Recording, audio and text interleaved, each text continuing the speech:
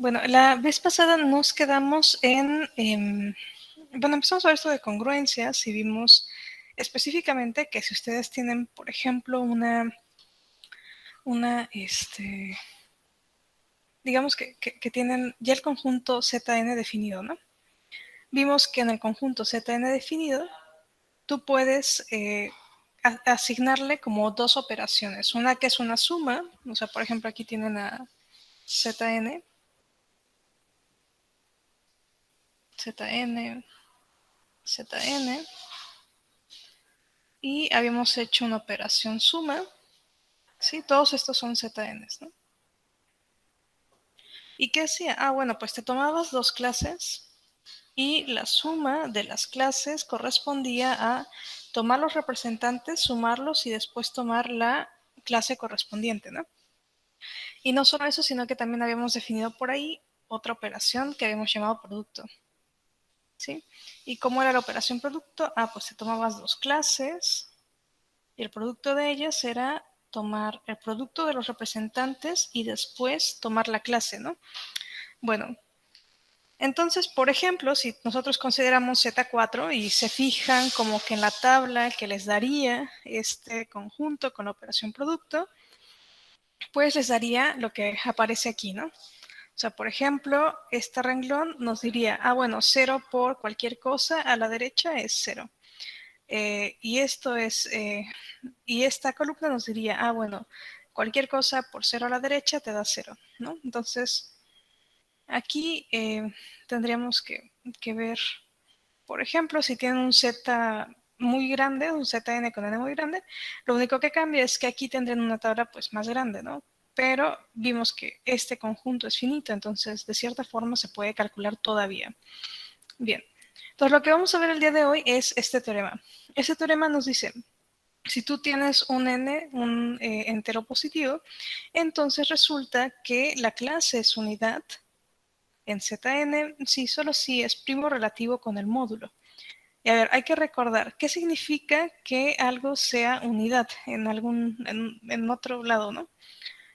Por ejemplo, recordemos que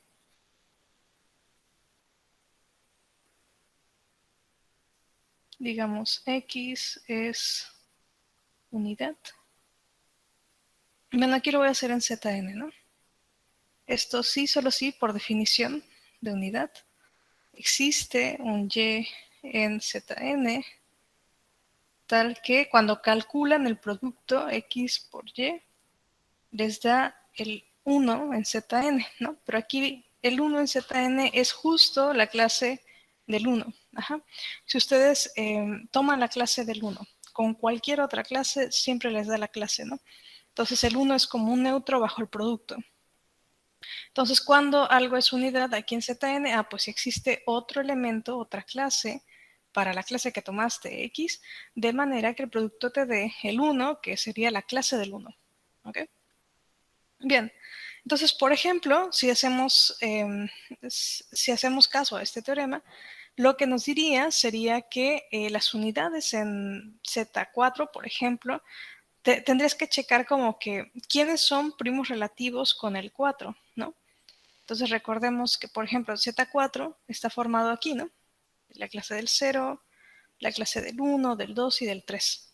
Entonces, por ejemplo, bueno, aquí acuérdense que para hablar de unidades, claro, tenemos que tomar un elemento, pero que no sea el 0, ¿sí? ¿Sí? Porque en este caso, cuando hacen 0 por alguien, siempre les da 0. Entonces, no podrían encontrar un Y que les dé el producto la clase del 1, ¿no? Ok, entonces para checar las unidades, por ejemplo, en Z4, pues tendremos que ir checando como que todos los posibles clases y ver si le podemos encontrar a alguien de manera que cuando hagamos el producto, pues nos dé el 1. Por ejemplo, el 1. Si tomamos la clase del 1 y la multiplicamos por 1, pues nos da 1, ¿no? Por ejemplo, aquí. ¿Sí? Por ejemplo, el 3, si multiplicamos 3 por 3, nos da 9, que es tomando la clase módulo 4, nos daría 1. ¿Sí? Y si nos fijamos, por ejemplo, en 2 ustedes podrían multiplicar por cualquier clase y fíjense que en su renglón correspondiente no aparece un 1. Ajá. O sea, quiere decir que no voy a encontrar a un y de manera que cuando haga clase de 2 por y, pues me dé 1. ¿Sí? Y lo que tiene el 2 es que el 2 y el 4 no son primos relativos, ¿no? O sea, si ustedes calculan este máximo común divisor, les da 2. Sin embargo, si ustedes calculan, por ejemplo, el máximo común divisor de 1 y 4, les da 1. Y el máximo común divisor de 3 y 4 les da 1. Ajá. Entonces está sucediendo que aquellos que son primos relativos con el módulo sí tienen como ese inverso multiplicativo, ¿no? El 1 y el 3. Y aquellos que no son primos relativos con el módulo, que sería el caso del 2, no tienen ese inverso multiplicativo. ¿Ok? Entonces, muy bien, vamos a ver la prueba de por qué esto es cierto.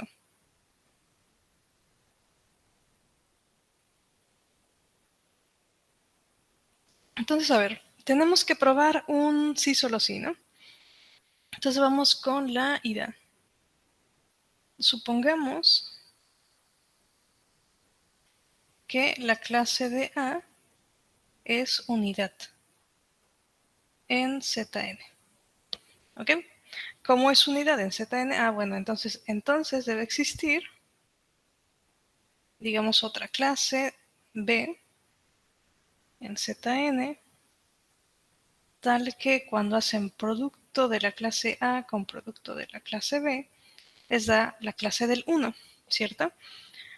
Pero a ver, ¿qué significaría que estas dos clases fueran la misma? Ah, pues quiere decir que cuando tú los veas a los elementos en la clase, en un representante de cada una, entonces están relacionados, ¿no? Porque te dieron la misma clase. Entonces, la parte de la izquierda es la clase, recuerden, por definición de A por B. Ajá. Y estoy diciendo, la clase de A por B es igual a la clase del 1. Ah, ok. Eso pasa si solo si están relacionados. Entonces, de aquí que obtengo que A menos B, perdón, A por B, menos 1, bueno, por definición de ser congruente con módulo n, tendría esto, ¿no? N divide a esta resta, ¿sí? Entonces, eso es por definición de congruencia.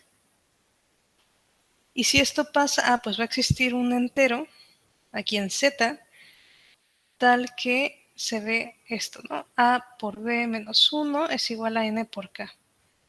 Aunque, entonces, cuando nosotros, por ejemplo, pasamos el 1 a la derecha, pues tendríamos A por B más N por menos K es igual a 1, ¿cierto?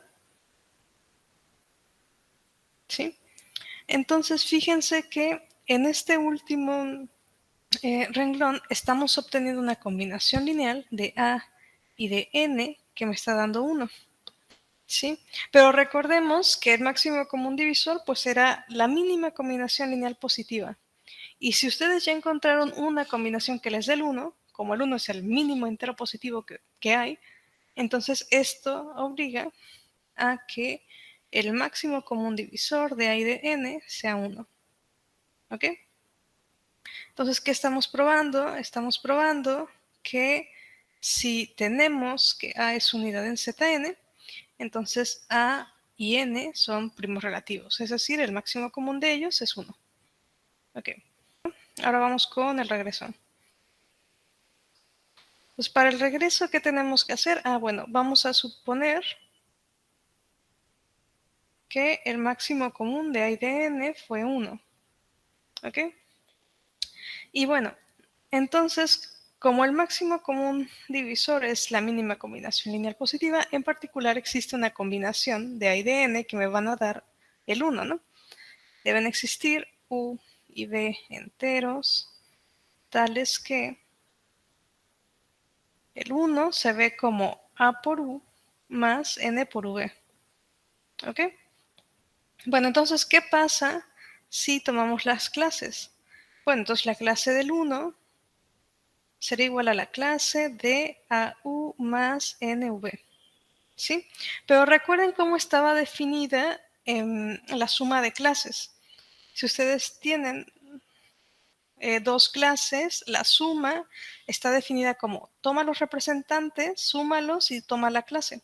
Entonces vamos a verlo aquí, miren. Aquí tenemos una clase y está vista como una suma.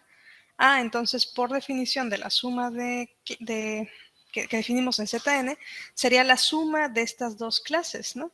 Entonces esto es igual a tomar la clase de AU y sumarla con la clase de NV, ¿ok? Y bueno, de manera similar, el producto estaba definido de cierta forma, ¿no? Por ejemplo, si tienen dos clases y hacen el producto, es toma los representantes y saca la clase. Entonces nos fijamos ahora en el primer sumando, es tomar a y u y sacar la clase. Entonces esto se puede ver como el producto de la clase de A por la clase de U, ¿sí?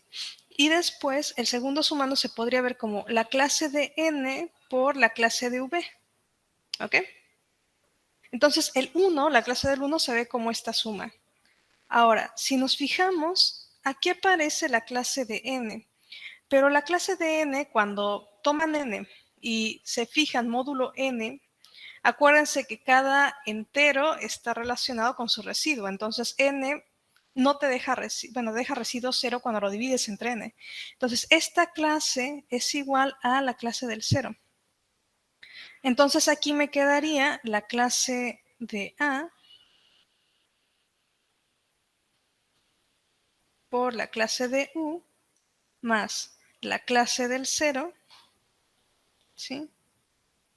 Por la clase de V. ¿Ok? Pero la clase del 0 por la clase de V, pues es igual a la clase de A, la clase de U. Y luego aquí pondríamos la clase de 0 por V. ¿Sí? Pero este último, pues es igual a la clase de A, la clase de U, más la clase del 0, ¿no? 0 por V me da 0. Entonces esto es la clase del 0. Y ahora si toman la definición de la suma de clases, aquí tendrían, bueno, la clase de A por U más 0, que les daría la clase de A por U, ¿sí? Y después, bueno, esto último se puede resumir así, ¿no? O sea, si ustedes toman la clase del 0 y súmanlo con cualquier clase, no importa, les va a dar la otra clase. Entonces esto es igual a la clase de A por la clase de U. ¿Ok? Entonces, ¿a qué están llegando? Están llegando a que si son primos relativos, entonces la clase del 1 la pueden escribir como este producto, la clase de A por la clase de U, donde U pues es un entero, ¿no? Entonces están encontrando otra clase de manera que cuando toman esa clase y la multiplican por la clase de A, les da la clase, bueno, la clase del 1, ¿no? Es decir, A cumple lo que nos pedía, ¿no? Es unidad en Zn. La clase de A es unidad en Zn. ¿Ok? Sebastián nos pregunta, ¿por qué nos dio la clase del 0? Ajá, ahí cuando tomamos la clase de n, aquí, ¿no? Aquí. A ver, lo voy a marcar en azul, ¿sale? Pues su compañero pregunta, ¿por qué aquí nos da la clase? O sea, aquí tendríamos nv. Y en el siguiente paso puse clase del 0 por la clase de v. Es justo por lo que dice su compañero Fernando. Es que la clase de n es la clase de 0 módulo n, ¿sí? Entonces, a ver. O sea, para n fijo tenemos que la clase de n es la clase del 0 en Zn, ¿sí? Y esto se debe porque cualquier número, acuérdense que cualquier número, por ejemplo A era congruente, perdón, sí, es congruente con R, que es su residuo. Entonces cuando toman la clase, estas dos clases son la misma, donde este es el residuo. Entonces cuando toman n, pues lo pueden ver como n por 1 más 0. Entonces la clase de n va a ser la misma clase del 0.